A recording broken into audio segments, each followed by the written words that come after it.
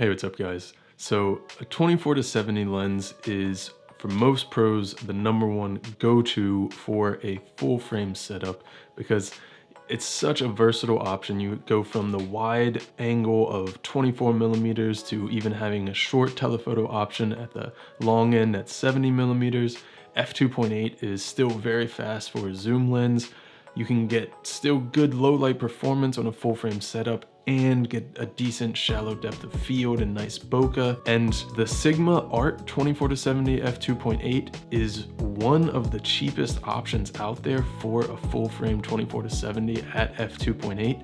So today we're gonna look at that lens and I'm gonna talk about what is the quality of that lens, is it worth it, and who might it be a good idea for.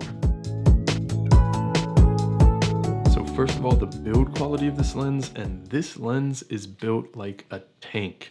It's mostly metal construction, although when you extend it, there's kind of plasticky, but it's very much in line with the construction of the other Sigma Art lenses. The zoom ring is big and nice, comfortable rubber. It's easy to find, easy to use. You're not gonna slip your fingers on it. The manual focus ring is a little bit small, but it's not too small, I think. Honestly, it's probably not that small. It's just small in comparison to how big the zoom ring is. Then we have a switch here for choosing between autofocus, autofocus with manual override, and manual focus.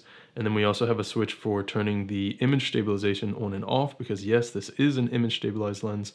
We also have a distance meter here built into the lens. Again, this lens is built like a tank. It's very heavy. If you're using a bigger DSLR like the 5D series or the 6D series, it pairs really well with that. For the mirrorless R series cameras, it does become a little bit front heavy, but because the lens is so big, you can easily balance most of the weight on your front hand that's holding the lens, so it's really not that bad. But it does have an 82mm filter thread, which is pretty big, and if you're buying ND filters or any other kind of filter that you're going to put on the front of this lens, they are going to be a little bit expensive because of that.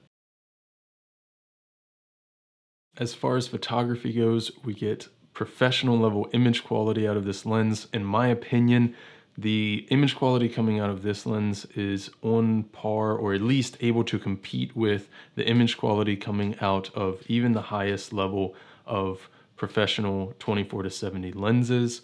The color rendition with this lens is really, really nice. You get beautiful, vibrant, lifelike and realistic colors. Again, we have the fast aperture of f2.8. That's really good for a zoom lens. The autofocus performance in this lens is really good. It keeps up with even native lenses on the EF mount. And in my opinion, with this zoom range, 24-70, and the fast aperture, if you're looking for just a lens that you can get by with doing most things in photography with, this is easily the option. This lens does have built-in image stabilization. It works well, and I think that it's really helpful to have in this lens because it is so heavy. It's a little bit strange because the lens is heavy because it has image stabilization and thus needs image stabilization because it's so heavy. But again, the image stabilization works well and it's nice to have in a lens this size. For me, this is easy to recommend for any photographer that wants a nice, versatile, but high quality lens. And with versatility, another thing about this lens is that the minimum focus distance is 15 inches or 37 centimeters. And while that's not a macro lens, that's pretty good as far as minimum focus distance goes. And it makes the lens even that much more versatile. So for wedding or event photographers that want to have a versatile zoom range, or even portrait photographers that want to be a little bit more versatile with one lens setup, I think this is a great, easy recommendation. I've used this lens on portrait shoots before and have been very happy with the results that I've gotten out of it. As far as video goes, we get the same awesome image quality and color rendition that we get in photography. One thing about this lens in video is that the image stabilization is not as handy as you would think. If you're just holding the shot still, it helps and it takes some of those micro jitters out.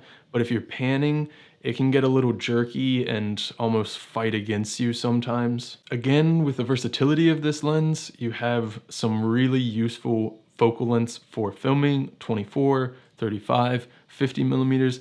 And then you also have 70, which is not 85, but it still does a decent job of isolating your subjects and getting a nice compressed background for a versatile zoom lens like this. The autofocus performance is good. It keeps up with dual pixel autofocus. It can be a little bit noisy if you have your mic directly on the camera. You might pick up some autofocus noise every now and then, but it's not super noisy. So overall, I do think this lens works well for video. It's not going to be necessarily your best option with the image stabilization for panning shots, but the lens is pretty heavy, so you could even potentially turn off the image stabilization for a panning shot and still get a decently steady shot because of the lens weighing down your entire setup, and then maybe apply some image stabilization in post afterwards. So who is this lens for? I think this is a great all-around lens, and again, very versatile.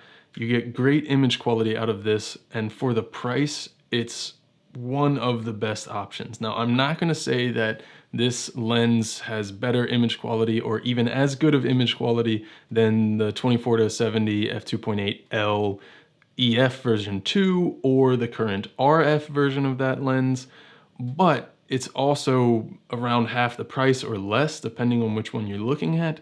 So I think for the price difference, you're not really seeing that much difference in image quality. And again, the image quality from this lens is not something that you really have anything to complain about because it is really good. For photography, if you're looking for a standard fast zoom lens, I think this is an easy option. For video, again, I think it's a really good option. It has great image quality in video, but for panning shots, it's not necessarily the best. The IS doesn't necessarily work the best in those panning situations. Again, one thing that could be a disadvantage, depending on what you're looking for and how you shoot, is the fact that this lens is big and heavy, and with the mirrorless bodies, it is going to be front heavy. So you have to think about whether that's going to be an issue for you and whether you might want to have potentially a lighter version of this lens. But at the price, right at $1,000, I think this is one of, if not the best values for a 24-70 f2.8 DSLR lens that can also be used on the Canon mirrorless bodies with the EF to RF adapter. So I hope you enjoyed this video. If you're interested in this lens or any of the other gear that I've mentioned in this video, I'll leave links in the description down below. There'll be affiliate links, so at no extra cost to you. If you use those links to buy the products, it'll support this channel a little bit so that I can continue making videos for you guys. If you like the video, give it a thumbs up. In the comments below, let me know what you think about this. Have you used this lens before? Are you looking at this lens? What are you looking at using it for? What other 24-70s might you suggest? If you haven't yet, hit the subscribe button. See you guys.